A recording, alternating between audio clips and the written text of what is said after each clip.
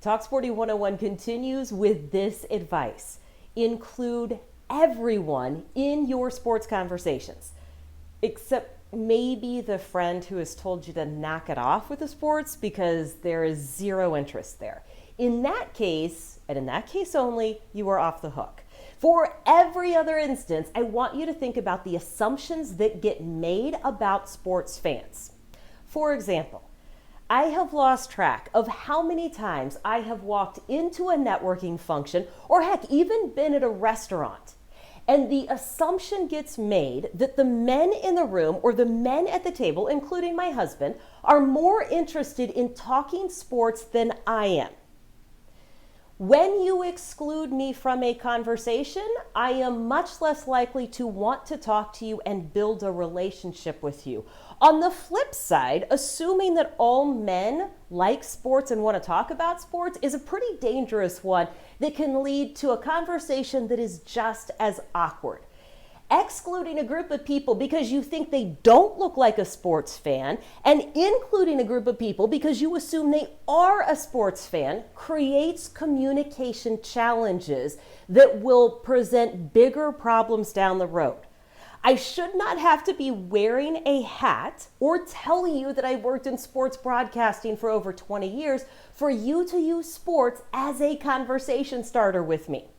Look, by this point in the Talk Sporty 101 series, you've got lots of strategies at your disposal. You know that starting with a yes/no question, did you watch the game last night, is a great way to enter a conversation. There is nothing wrong with asking any person you meet who they're cheering for in the big game, or which team they cheer for during the course of the season, or if they happen to watch a particular game.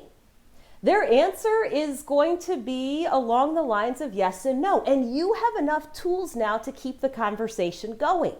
Here's what we should be doing all the time. Utilizing sports to its fullest, and quite honestly, for the most powerful thing that sports has, the ability to bring communities together. Old, young, male, female, it doesn't matter. Sports fans build communities together because they can rally around their favorite team, their favorite player, their favorite city, whatever it is. So remember that, and remember to include everyone in your sports conversations. If you have missed any of the videos in this series, you can find them on YouTube or go to the website, talksportytome.com, check out the blog. You'll find sports conversation starters there, more blogs from this series, and a few other conversation tips to make you a better communicator.